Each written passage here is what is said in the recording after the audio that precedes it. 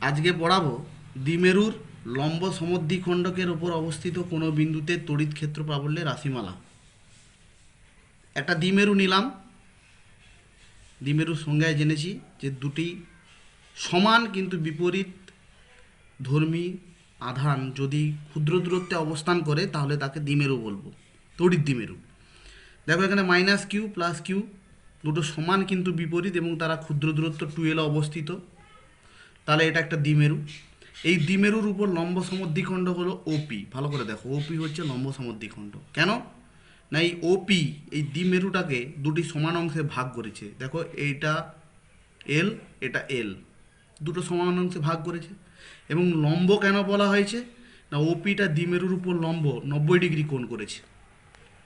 এখন এই ওপির পি বিন্দুতে আমরা তড়িৎ ক্ষেত্র প্রাবল্য কত হবে সেটা আমরা বের করব। তা আমরা জানি যে তড়িৎ ক্ষেত্র প্রাবল্য কোনো বিন্দুতে বের করতে হলে সেই বিন্দুতে একক ধনাত্মক আধানকে আমাদের কল্পনা করতে হয়।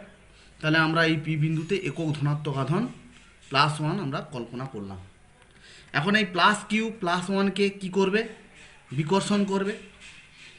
সেই জন্য +1টা প্লাস কিউ থেকে দূরে সরে যাবে এবং এই সরলরেখা বরাবর সরে যাচ্ছে। দেখো তাহলে এই প্লাস কিউ এবং +1-এর মধ্যে যে তড়িৎ ক্ষেত্র প্রাবল্য কাজ করবে সেটাকে যদি আমরা ধরি ইউ1, ইউ1-এর অভিমুখটা হচ্ছে এই অ্যারো বরাবর দেখতে পাচ্ছ। আবার মাইনাস কিউ +1কে আকর্ষণ করবে, সেই জন্য মাইনাস কিউ এবং +1-এর মধ্যে যে তড়িৎ ক্ষেত্র প্রাবল্য ই2 কাজ করছে সেটার অভিমুখ হচ্ছে কে, +1 থেকে মাইনাস কিউর দিকে। এবং ইউ1-এর মানটা কী হবে, সিজিএস পদ্ধতি দেখো, পরিষ্কার করে দেখো যে প্লাস কিউ ইন্টু 1 বাই এই দুটোর মধ্যবর্তী দূরত্বের হোল স্কোয়ার। আর ই2-র অভিমুখ কী হবে, plus q into 1 divided by তাদের মধ্যবর্তী দূরত্বের হোল স্কোয়ার। এখন তোমরা বলতে পারো যে এখানে স্যার মাইনাস লিখলেন না কেন।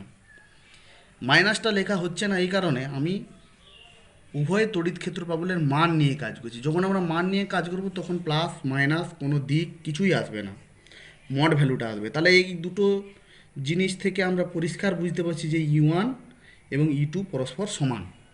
তাহলে ইউ1 এবং ই2 যদি সমান হয় তাহলে তাদের যে লব্ধি ভেক্টর ই সেটা নিশ্চয়ই ঠিক তাদের মধ্যবর্তী কোনো একটা দিক দিয়ে ঠিক মিডিল বরাবর বেরিয়ে যাচ্ছে। এখন যদি ইউ1টা বেশি হতো ই2-র তুলনায় তাহলে ইটা ইউ1-এর দিকে হেলে যেত। যদি ই2টা বেশি হতো ইউ1-এর তুলনায় তাহলে ইটা লব্ধি ভেক্টরটা ই2-র দিকে হেলে যেত। যেহেতু সমান ঠিক মিডিল বরাবর চলে যাচ্ছে। এখন এই কোণটা যদি থিটা হয় তাহলে এই কোণটাও কি হবে, থিটা হবে।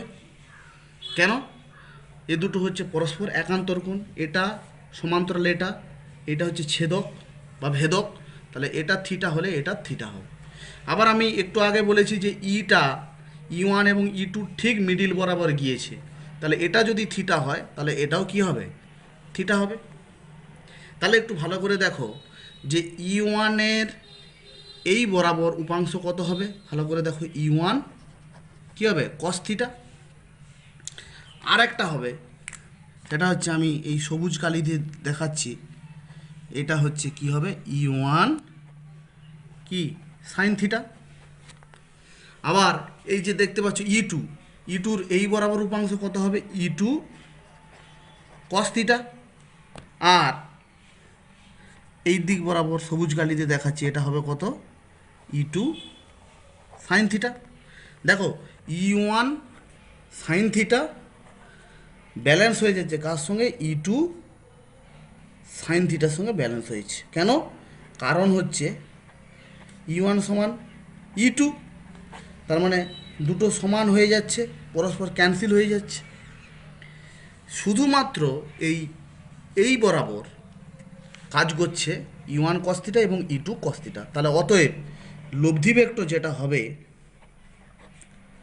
লব্ধি ভেক্টর ই হবে E1 cos theta plus ই2 cos theta. এবার যেহেতু ই1 সমান ই2 তাহলে এটাকে আমি লিখতে পারি ই1 কস থিটা, আবার ই2-র জায়গায় আমি লিখতে পারি ই1 লিখতে পারি, যেহেতু ই1 সমান ই2। তাহলে হবে 2e1 cos থিটা। এখন এই মানটা যদি আমি বুঝাই, 2e1 এর মানটা কত? e1 এর মানটা এই যে কিউ ইন্টু রুট ওভার বাদ দাও আর স্কোয়ার প্লাস এল স্কোয়ার। আর কস থিটা মানে কি? কস থিটা মানে হচ্ছে ভূমি বাই অতিভুজ। তাহলে এটা একটা সমকোণী ত্রিভুজ দেখতে পাচ্ছ। সমকোণী ত্রিভুজ এটা যদি থিটা হয় তাহলে এটা নিশ্চয়ই হবে ভূমি, আর অতিভুজটা হবে এটা। তাহলে ভূমির জায়গায় বসাবো আমি এল, অতিভুজের জায়গায় বসাবো root over of R square plus L square. তাহলে ওই ভ্যালুটা আমি বসিয়ে দিচ্ছি L by root over of R square plus L square. তাহলে হবে 2ql by R square plus L square whole to the power 3/2। এখন এইটাকে আমি একটু সাইজ করে লিখতে পারি Q into 2l by R square plus L square to the power 3/2। এখন কিউ ইন্টু 2l মানে কত? পি হয়, দ্বিমেরু ভ্রামক, তড়িৎ দ্বিমেরু ভ্রামক। তাহলে P by root over of R square, root over বলছি আর স্কোয়ার প্লাস এল স্কোয়ারের 3/2। এখন যদি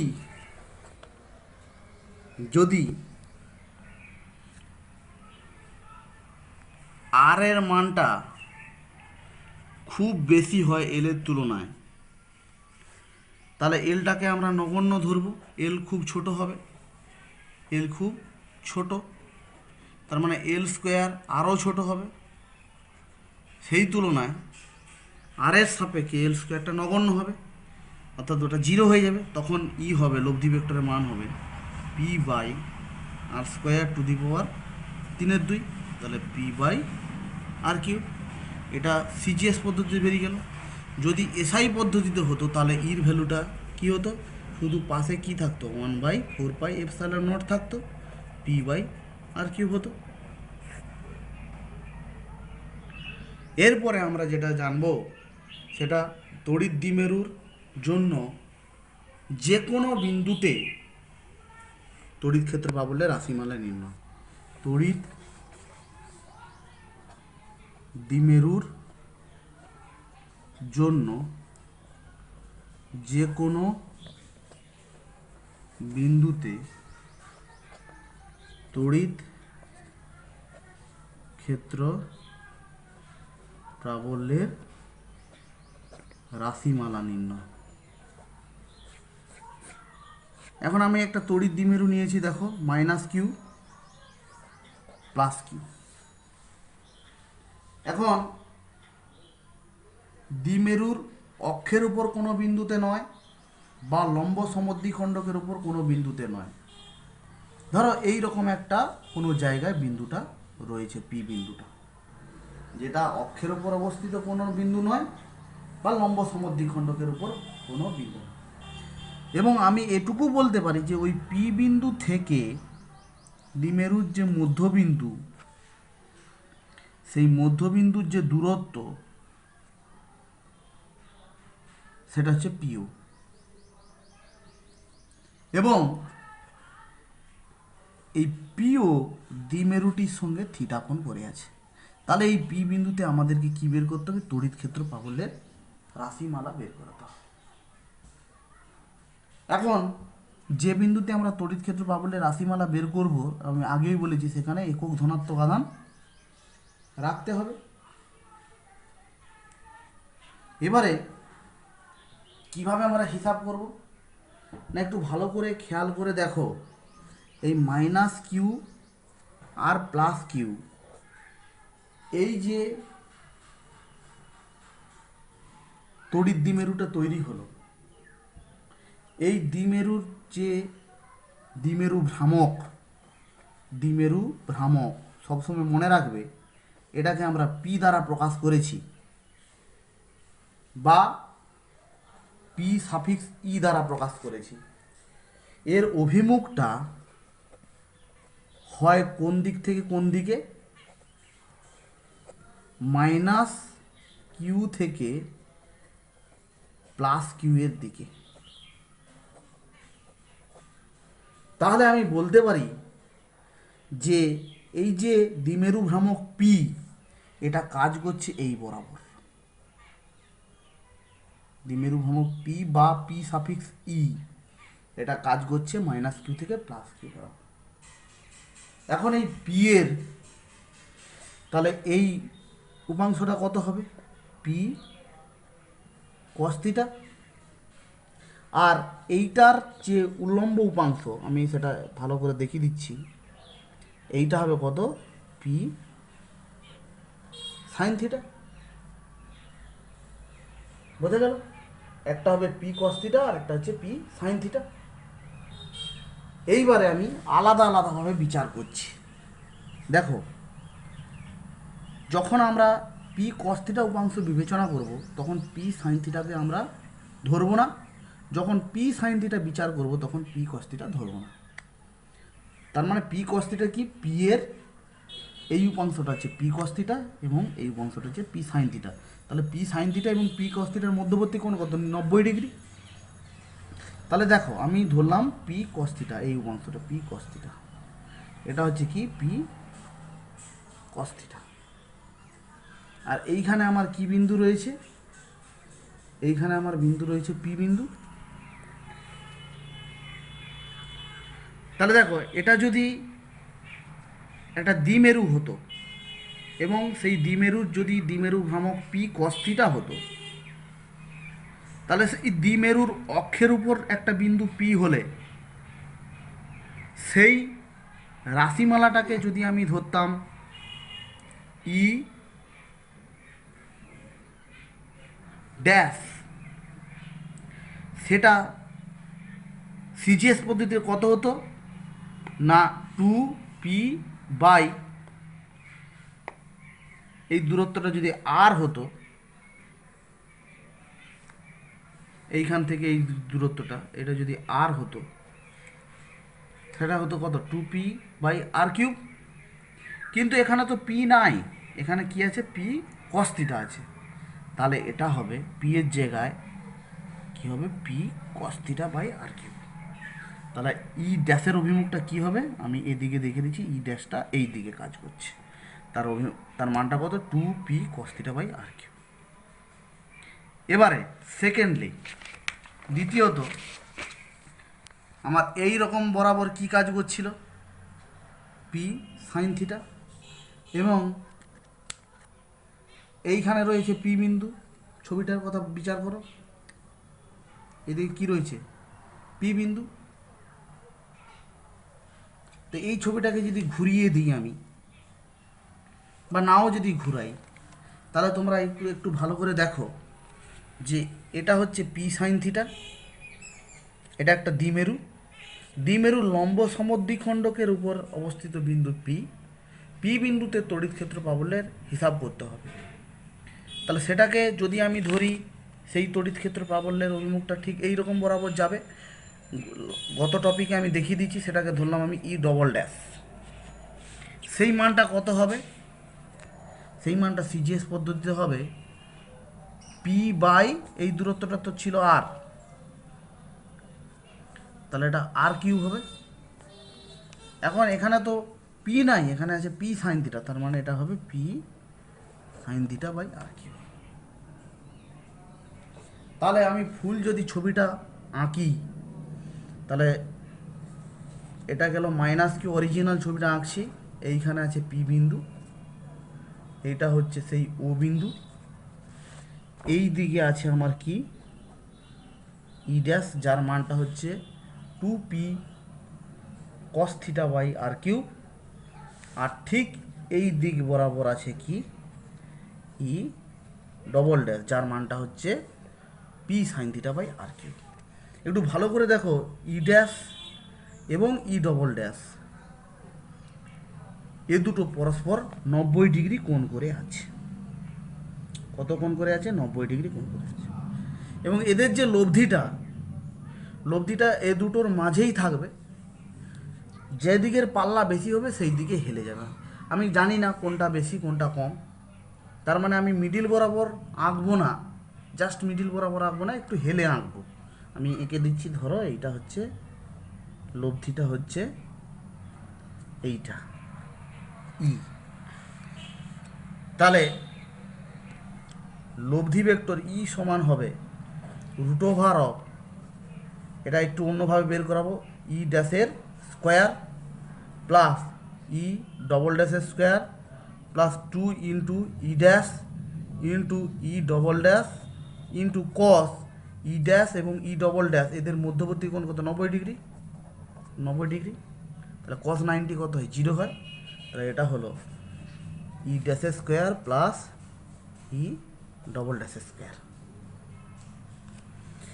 ঠিক আছে, এখানে ই ড্যাশ এবং ই ডবল ড্যাশের মধ্যবর্তী কোণটা জানি বলে আমি এই ভেক্টরের লব্ধির যে ফর্মুলা, যে লব্ধি ভেক্টর আর সমান হয় root over of p square plus q square plus 2p q cos theta, সেটাকে কাজে লাগিয়ে এটা পেলাম।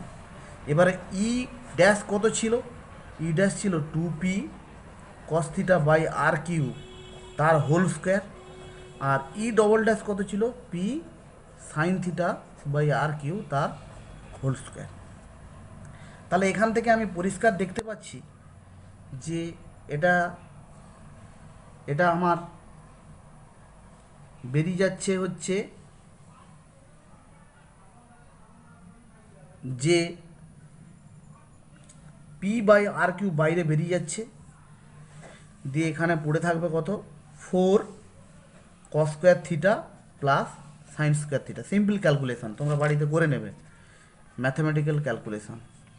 এটাকে আমি একটু ভেঙে লিখছি, 3 cos square theta plus cos square theta, তার মানে 3 কস স্কোয়ার থিটা কত হয়, 4 কস স্কোয়ার থিটা, আর এখানে আছে সাইন স্কোয়ার থিটা। এবারে দেখো এই সাইন স্কোয়ার থিটা আর কস স্কোয়ার থিটা কত হয়, 1 হয়। তাহলে P by R cube 3 cos square theta plus 1।